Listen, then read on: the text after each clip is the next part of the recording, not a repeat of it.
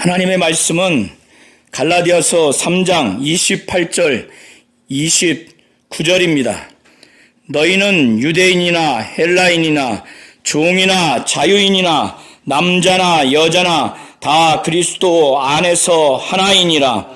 너희가 그리스도의 것이면 곧 아브라함의 자손이요 약속대로 유업을 이을 자니라. 아멘. 하나님은 예수 그리스도에 대한 믿음을 가지기를 원하십니다. 갈라디아 교회는 사도 바울이 예수 그리스도가 하나님이고 하나님의 아들이라고 하는 그 복음의 내용을 전했고, 예수가 메시아 그리스도라고 하는 사실과 또 예수의 공생의 사역에 대해서, 곧 말씀 사역과 치유 사역, 그리고 그 외에 예수께서 하신 모든 공생의 사역에 대해서 전했고, 이거를 갈라디아 교인들은 잘 들었습니다. 그리고 인간의 죄를 짊어지시고 저주를 받으신 이 예수가 십자가에 못 박혀 피 흘려 죽으시고, 그는 부활하시고 다시 승천하시고 다시 오실 이 예수에 대해서 사도 바울은 분명하게 전했고, 갈라디아 교인들은 이것을 확실히 믿었습니다. 예수의 공로를 의지했습니다. 예수를 믿는 믿음으로 말미암아 하나님으로부터 칭의, 의롭다고 여김을 받는 예수를 믿는 믿음으로 말미암아 의에 이르게 됐다고 하는 것을 확실하게 그걸 받아들였고 그걸 인정했습니다. 그들은 의인이 됐어요. 그런데 갈라디아 교회 안에 유대주의자들이 이런 교인들을 현혹시켜서 악 영향을 끼친 그 결과로서 예수 그리스도를 믿는 믿음으로 말미암는 의인은 불완전하다. 그래서 율법을 의지하여 율법의 행위를 철저하게 준행함으로 인해서 인간의 노력과 공로를 거기에 투영함으로 인해서 율법의 행위로 말미암는 의가 있어야 온전한 의다, 내지는 대체할 수 있는 의다, 이렇게 현혹시키니까 미혹이 된 겁니다. 그래서 사도 바울은 이렇게 갈라디아 교인들이 예수를 믿는 이 믿음으로 말미암는 의, 복음으로 말미암는 이 의를 지키지 못하는 이런 상황에서 하나님께서 이미 아브라함과 그 자손인 예수 그리스도에게 약속한 그 믿음으로 말미암는 그 의, 이 약속과 율법에 대해서 대조를 하면서 이것을 설명할 필요가 있었던 겁니다. 이런 배경하에서 사도 바울은 오늘 15절부터 29절까지 분명하게 하나님은 아브라함과 그 자손, 곧 예수 그리스도에게 하신 그 약속, 믿음으로 말미암는 그 의, 이것을 하나님이 칭의, 의롭게 하겠다고 하는 이것을 유업으로 아브라함을 통해서 주신 것입니다. 믿음으로 말미암는 모든 자에게. 그래서 약속과 율법을 대조하면서 이것을 설명할 필요가 있었던 겁니다. 그래서 사도 바울은 갈라디아 교인들에게 참으로 다정스럽고 사랑이 어린 그런 마음으로 형제들아 하면서 내가 사람의 예대로 말하노니, 곧 사람의 생활에서 발생하는 예를 들겠다고 하는 거예요. 인간 삶의 영역에서의 한 예를 들겠다고 하는 것인데, 그것이 어떤 것이냐? 사람과 사람 사이에 언약을 맺는 것. 이 여기서의 언약은 또 다른 학자나 다른 성경에는 유언으로도 이렇게 기술되어 있습니다. 그래서 언약이든 유언이든 어쨌든 사람이 그 언약을 양 당사자 간의 계약으로 그것을 정한 후에는 아무도 이 계약 내용을 이것을 폐하거나 무효화시키거나 이 계약 내용을 추가하는, 더하거나 할 수 없다는 이 삶의 영역에서 사람의 그 생활에서 발생할 수 있는 이 예를 들어서 지금 설명하고자 하는 겁니다. 이걸 사람의 언약도 하물며 이러할진대, 또 사람이 죽기 전에 유언한 것이라고 한다면 이 유언을 아무도 이 유언을 폐하거나 무효화시키거나 이걸 추구할 수 없는 겁니다. 사람의 언약 내지는 유언도 하물며 그것이 성립되면, 정한 다음에는 아무도 이것을 폐하거나 무효하거나 더하거나 할 수 없을진데, 사람 당사자 간에도 그렇게 이제 확정이 되는 것인데, 하물며 하나님의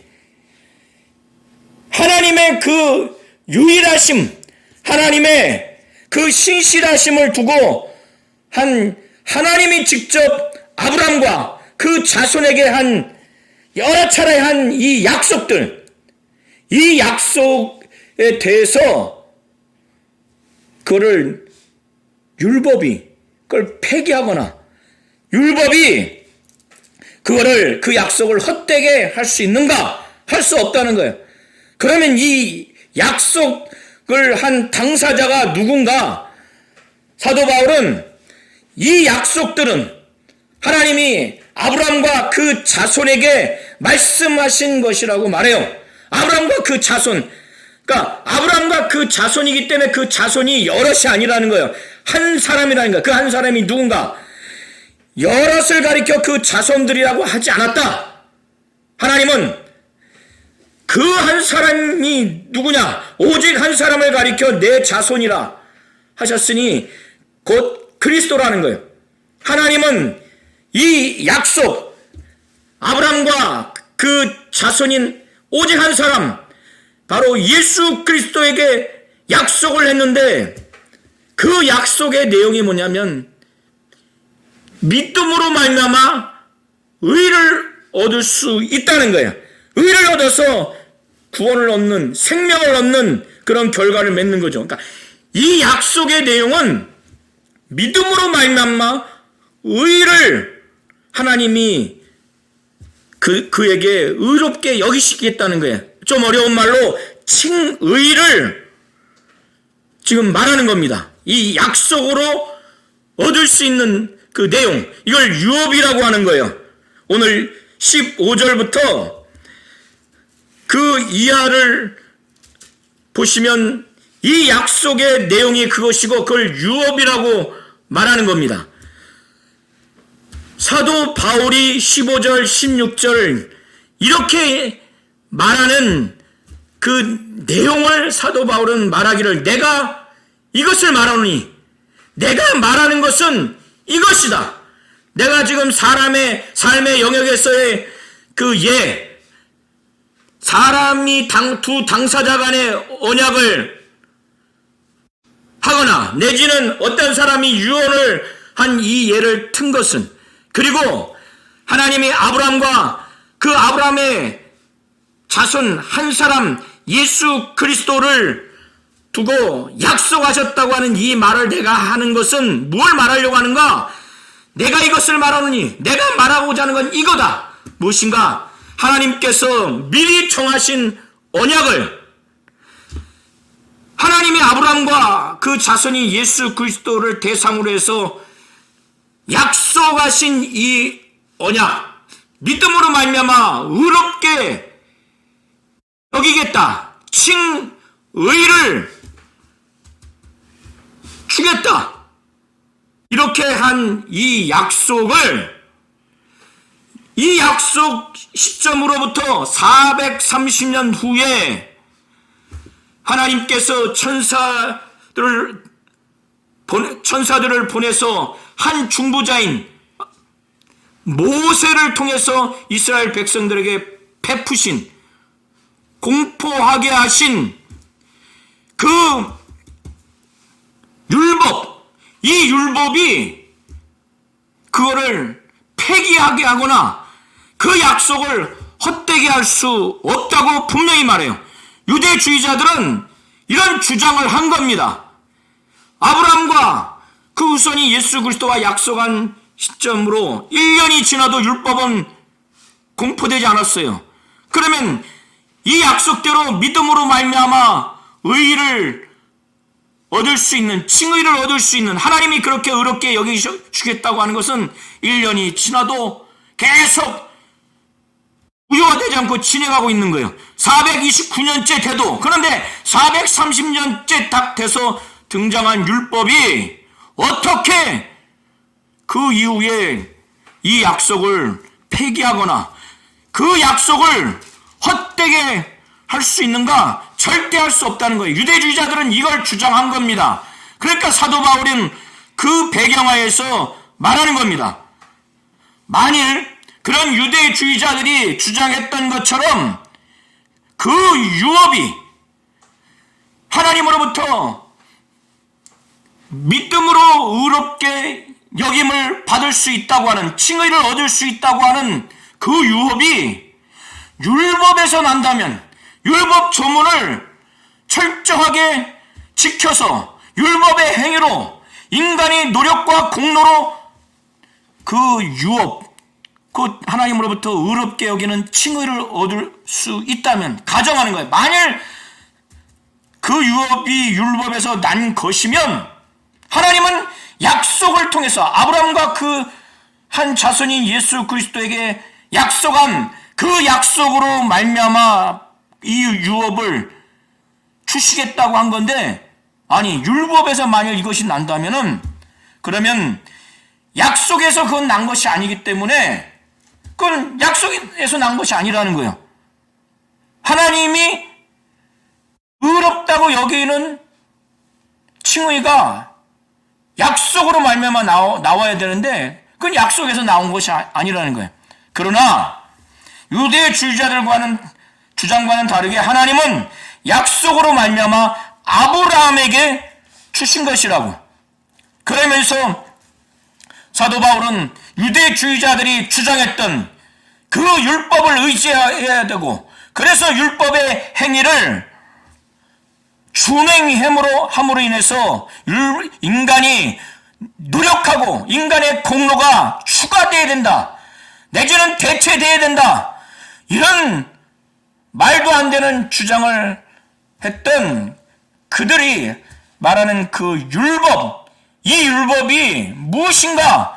사도 바울은 율법의 그 목적, 율법의 그 용도, 이걸 밝힐 필요가 있지 않습니까? 그걸 밝히는 거예요. 그래서 19절에 그런즉 율법은 무엇이냐? 범법함으로 인해서 더하여진 것이라는 거예요.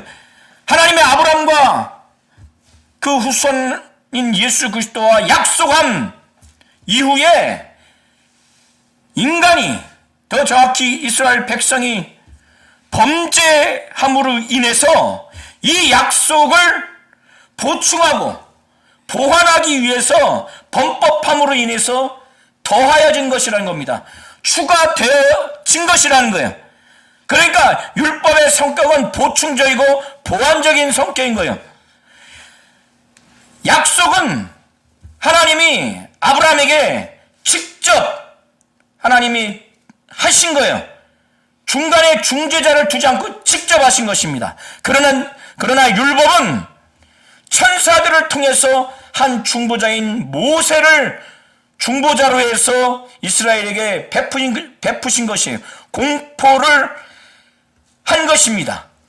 이게 달라요. 이게 아주 다릅니다. 약속은 아브라함에게 직접 하나님이 하신 것이고, 율법은 천사를 통해서 모세라고 하는 한 중보자를 통해서 베푼 거예요.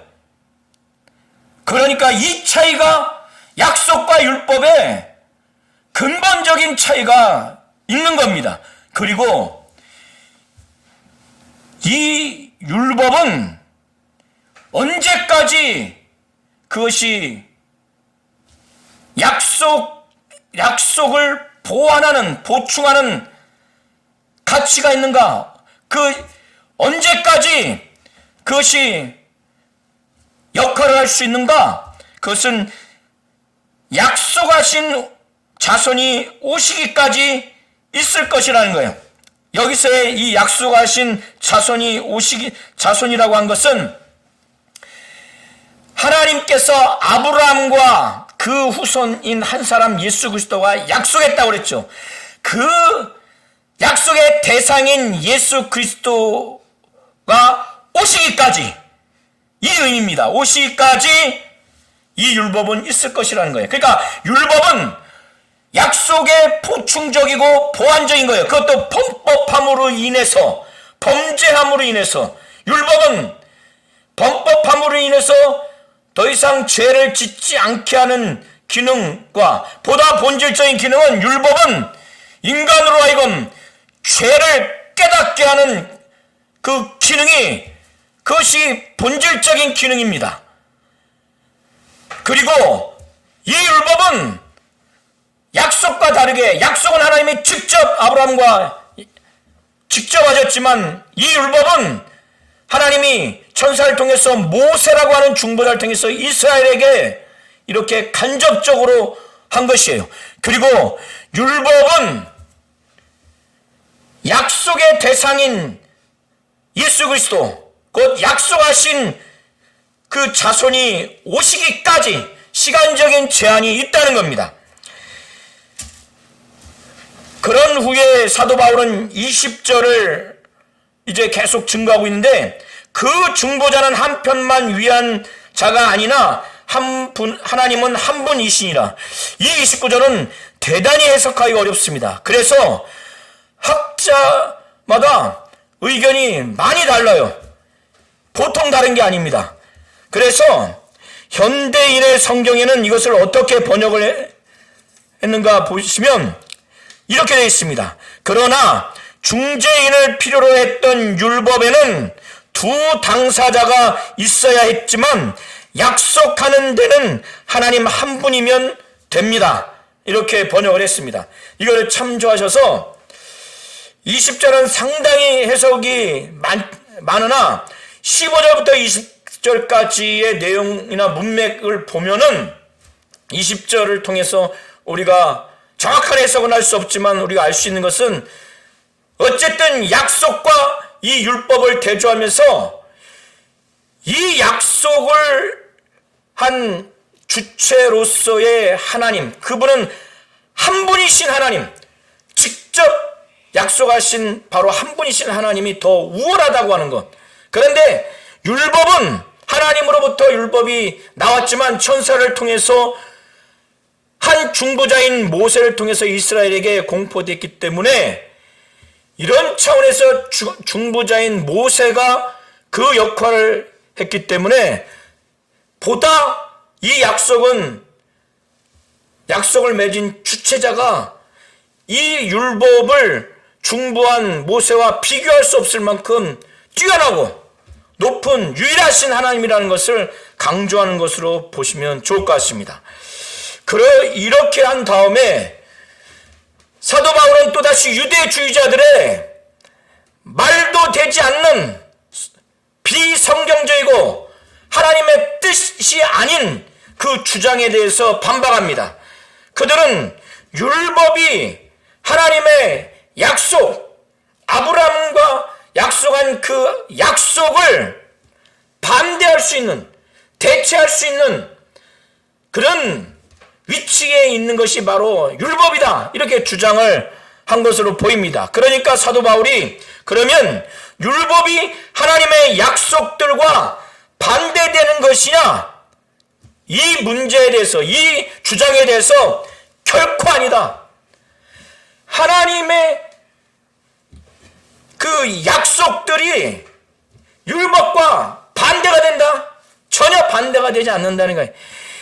약속은 믿음으로 말미암는 의를 약속을 주고 이 약속이 믿음으로 말미암아 의를 주는 내용으로 담고 있는 이 약속이 이루어지기 위해서 보완적으로 보충적으로 율법이 기능을 한다는 거예요. 그래서 만일 그들의 주장들처럼 능히 살게 하는 율법을 주셨더라면 하나님이 이 율법을 모세를 통해서 사람을 살릴 수 있는, 사람에게 생명을 줄 수 있는 그 율법을 주셨더라면 의가 반드시 율법으로 말미암았으리라는 거예요.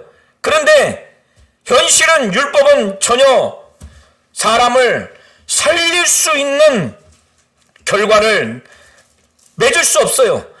율법을 통해서 현실적으로 인간에게 의를 줄 수가 없어요. 이룰 수가 없습니다. 그렇기 때문에 서로 대척점에 있지 않다는 거예요. 반대 입장이 되지 않는다는 거예요.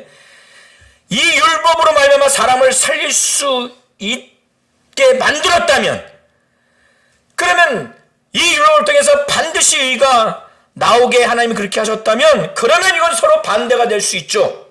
그게 아니기 때문에 하나님의 약속들과 율법은 반대가 되지 않는다는 거예요. 이 율법이 이 하나님의 약속들을 보충하고 보완하는 그런 기능을 한다는 거예요. 각각의 기능이 달라요.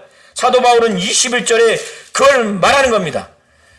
그런데 여기서 사도 바울은 그러나 성경이 모든 것을 죄 아래 가두었다는 거예요. 성경 자체가 그거를 가둔 것이 아니라 성경이 죄 아래 모든 것들이 그 밑에 가두어진 사실을 말하고 있다는 거예요.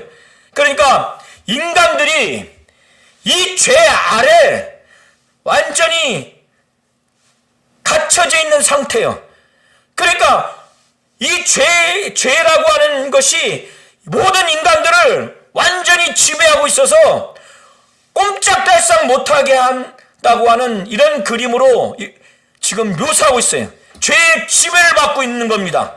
그러니까 죄를 지을 수밖에 없고 평생 죄를 져서 죄인으로서 판단받고 영원히 저주, 형벌로서의 그 저주를 받을 수밖에 없는 삶을 살 수밖에 없는 거예요. 이렇게 가둔 것은, 이렇게 되면은 이 모든 죄인들이 죄 밑에 가두어졌기 때문에, 그 아래 가두어졌기 때문에 인간들의 도움으로는, 인간들이 갖고 있는 철학과 제도적인 어떤 것으로 이 죄를 씻을 수가 없고 의를 이룰 수가 없어요. 그렇기 때문에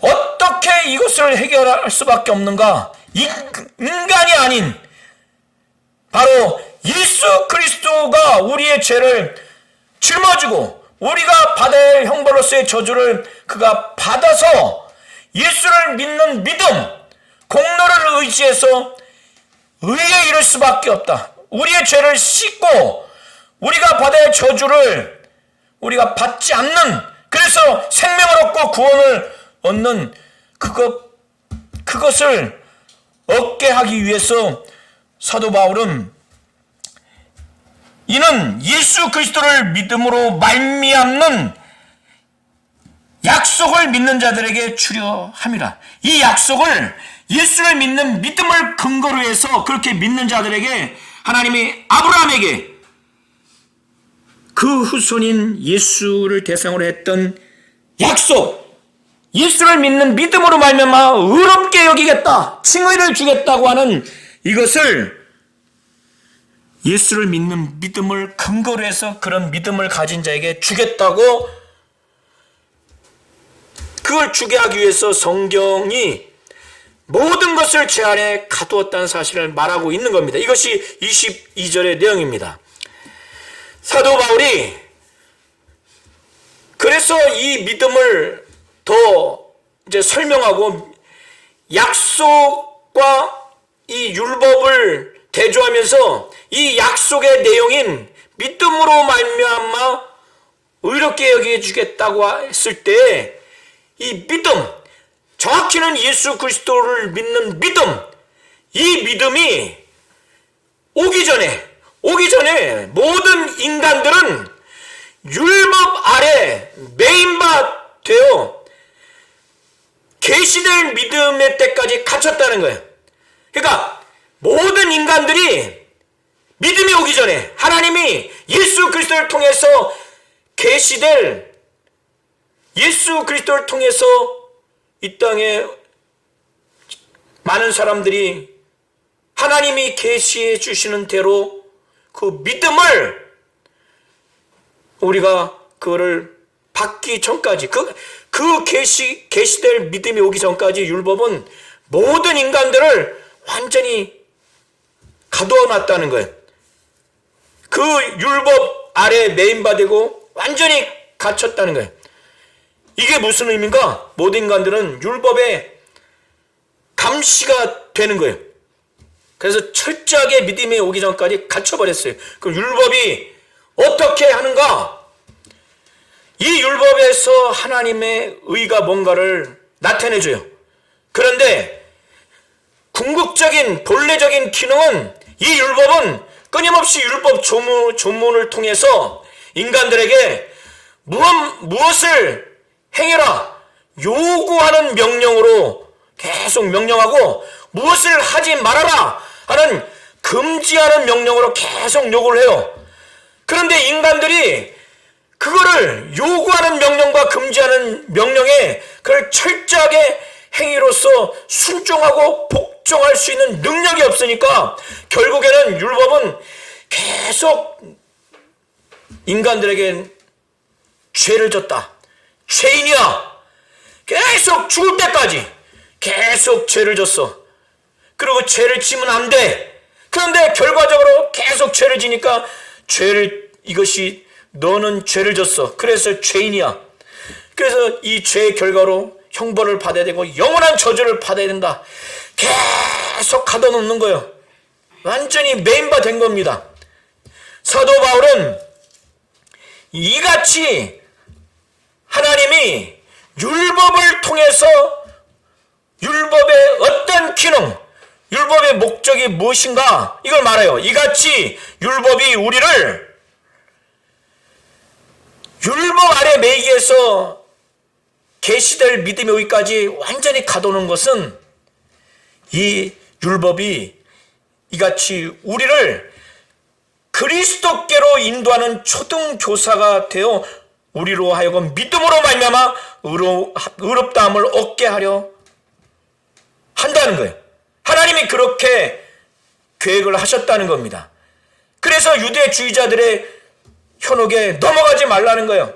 이 믿음이 오기 전에 이 예수 그리스도께서 오셔서 예수 그리스도를 믿는 믿음, 이 믿음이 오기 전에 이 율법이 거기까지 역할을 하는데 어떤 역할을 하는가? 여기서의 초등교사는 개인교사인데 이 바울 당시에 노예 중에서 교육 수준이 좀 있는 노예가 있어요. 배움이 있는 노예가 자기 집주인의 아이들을 훈육하고 보호하고 가리키는 역할을 합니다. 어릴 때. 그러니까 그것을 지금 빗대어서 말하는 거예요. 율법은 초등교사인데 초등교사가 애가 크면은 더 이상 필요가 없는 거예요. 그래서 율법 아래에 영적으로 온전치 못한 상태에 있는 인간들을 정확히 이스라엘 백성들을 그렇게 훈육하고 교육하고 양육하는데 뭘 양육하는가? 자신들은 철저하게 죄를 짓는 죄인들이다. 그리고 하나님의 의가 무엇인가를 가르쳐주면서 더 이상 죄를 짓지 말라. 그런데 율법은 죄를 깨닫게 하고 죄인이라는 것을 정죄하고 그 결과로서 영원히 형벌로서의 저주를 받아야 된다고 하는 것을 결과적으로 그렇게 하니까 율법은 사람을 살릴 수가 없어요. 율법의 행위로는 의롭다고 여김을 받을 수가 없습니다. 인간의 노력과 인간의 공로가 아무 쓸모가 없는 거예요. 그래서 사도 바울은 이때 이 율법은 초등교사라고 빗대어 말하면서 이 초등교사가 왜 그렇게 했는가? 하나님이 작정하시기를 그리스도께로 인도하게 하기 위해서, 뭐 이런 상태가 되면은 처절하게, 야, 죄를 전 죄인이구나, 형벌로서 영원히 저주받고 지옥 형벌에 갈 수밖에 없구나, 너무너무 괴로워, 노력을 하고 공로를 정말 앞세워도 평생 그렇게 해도 단 한 가지만 져도 율법을 범하는 것이니, 그러니까 인간들의 상호적으로 도와줘도 이 죄의 문제는 해결할 수 없고, 죄의 결과인 형벌로서의 저주는 그는 회피할 수가 없는 거예요. 그러니까 인간들 서로의 노력으로 도와줄 수도 없고, 스스로의 노력으로도 할 수 없고, 인간의 철학과 인간이 만든 제도와 시스템과 어떤 것도 이걸 해결할 수가 없어요. 그렇게 되니 이 율법은 자연히 누구한테 해요? 그렇게 정말 가망이 없기 때문에 그때 우리의 죄를 짊어지신 예수, 우리의 저주를 담당하신 예수, 예수의 그 공로, 그걸 위해서 피 흘려 죽으신 이 예수의 공로를 위해서 예수를 믿는 믿음, 예수가 하나님이고 하나님의 아들이요 메시아요 그리스도요, 그가 우리의 죄를 짊어지시고 죽으시고 그는 의인이시기에 부활하시고 승천하시고 다시 오실 이 예수를 믿는 믿음으로 말미암아 우리가 오직 의에 이를 수밖에 없구나, 이렇게 정말 처절하게 믿도록 의지하도록 이 율법이 예수 그리스도께 인도한다는 거예요. 그래서 우리로 하여금 믿음으로 말미암아 의롭다함을 얻게 하려 함이라. 그래서 예수 그리스도께서 성육신하신 다음에 이 예수 그리스도를 믿는 믿음으로 말미암아 이제 하나님의 아들이 됐기 때문에, 하나님의 아들이 된 그 후로는 다 믿음으로 말미암아 그리스도 예수 안에서 하나님의 아들이 되었기 때문에 이제는 믿음이 온 후로는 우리가 이제 인간이 초등교사 아래 있지 않다는 거예요. 믿음이 왔는데 예수 그리스도 안에서 예수 그리스도를 믿는 믿음으로 말미암아 이제 우리가 의롭게 돼서 하나님의 아들이 됐는데, 무슨 초등교사인 율법 아래 매일 필요도 없고 갇힐 필요도 없고 그 아래에 있을 필요가 없다고 사도 바울은 말하는 겁니다. 사도 바울이 그러면서 누구든지 그리스도와 합하기 위하여 침례를 받은 자는 그리스도로 옷 입었느니라. 그러니까 이렇게 예수를 믿는 사람들이 그리스도와 합하기 위해서, 완전히 합하기 위해서 침례를 받습니다. 로마서 6장 1절부터 11절을 자세히 읽어보시면 이 내용이 기록되어 있어요. 로마서 6장 1절부터 11절을 자세히 읽어보시면 그리스도와 합하기 위하여 침례를 받는 것이 어떤 내용과 자세하게 나와 있어요. 이렇게 된 자는 예수가 십자가 박혀 죽을 때 침례를 통해서 그와 합해서 우리의 옛사람이 함께 침례를 받으면서 죽어요. 그리고 하나님이 예수 그리스도를 성령으로 그를 살리셨어요. 그래서 우리가 물에서 올라올 때 우리는 이제 새 생명으로 사는 그런 의미입니다. 새 생명으로 사는 거예요. 그래서 사도 바울은 이것을 두고 염두에 두고 말하는 겁니다. 누구든지 그리스도와 합하기 위하여 침례를 받은 자는 그리스도로 옷 입었느니라. 그리스도와 완전히 연합돼서 죽고 살면은 이제 예수에 속한 사람이 되는 거예요. 예수의 완전한 지체가 되는 겁니다.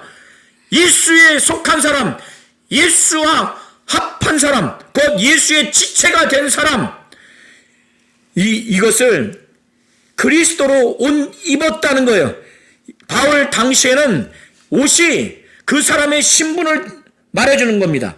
예수 그리스도로 옷 입었다고 하는 것은 예수 그리스도의 사람이라는 거예요. 완전히 합한 사람이라는 거예요. 그의 지체라는 차원에서 말하는 겁니다. 그런 후에 오늘 본문 28절, 29절이 이렇게 사도 바울이 이제 갈라디아 교인들에게, 유대주의자들에게 선전선동 당한 그들에게 너희들의 실상을 이제 말하는 거예요. 너희는 다 그리스도 예수 안에서 하나라는 거예요. 하나이기 때문에 하나님이 볼 때 영적으로 다 뭐예요? 하나님의 자녀, 하나님의 아들입니다. 예수 그리스도의 몸된 지체예요. 그리스도에게 속한 자들로서 다 하나예요. 그러니까 유대인이나 헬라인이나 육체적으로는 구분이 될 수 있으나 영적으로 하나님이 볼 때는 유대인이나 헬라인이나 종이나 자유자나, 곧 인종적으로 유대인이나 헬라인이나 신분적으로 종이나 자유자나, 또 성별적인 차원에서 남자나 여자나 그리스도 예수 안에서는 다 하나이기 때문에 차별이 없다는 거예요. 그러니까 너희들이 지금 유대인이나 헬라인이나, 이 당시에는 유대인과 헬라인이 민족 간의 관계가 좋지 않거든요. 유대인은 헬라인을 무시하고 더럽게 여기고, 종과 자유자는 사회적인 지위의 높낮이에 있는 자입니다. 이 당시에 남자와 여자는, 남자가 우월하고 여자는 더 하등하다고 이렇게 여기던 시대예요. 그러니까, 그러나 육체적인 구분은 있을지라도 영적으로 보면 하나님 볼 때는 그리스도 안에서 다 하나이기 때문에 어떠한 차별이 없다는 거예요.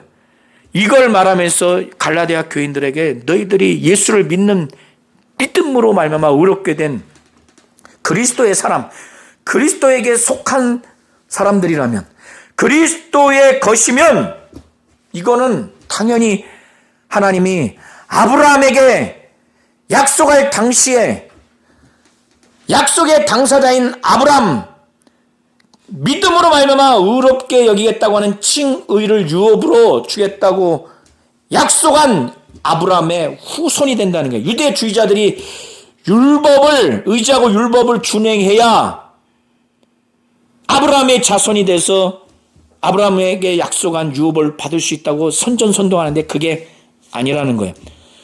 너희가 그리스도의 것이면 곧 아브라함의 자손이요, 아브라함에게 약속한 대로 유업을 이을지아니라. 그러니까 유대주의자들의 선전선동에 미혹당하지 말라고 하나님은 이렇게 말씀하시는 겁니다. 하나님은 예수 그리스도를 진정으로 믿기를 원하는 겁니다.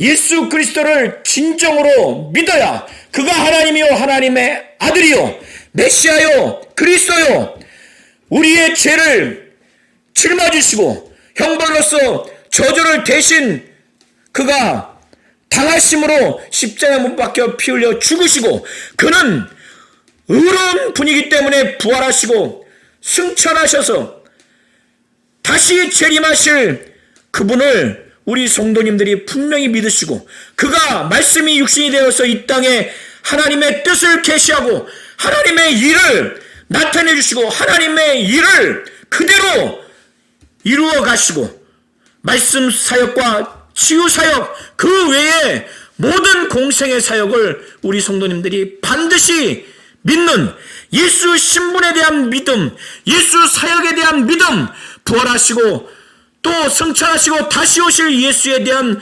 확실한 믿음을 우리 하나님은 그거를 원하시는 겁니다. 이렇게 됐을 때 하나님이 의롭다 여기시는 칭의를 우리에게 주셔서 영원한 구원, 영원한 생명, 영광의 부활에 이르도록 하나님은 그렇게 하실 것입니다.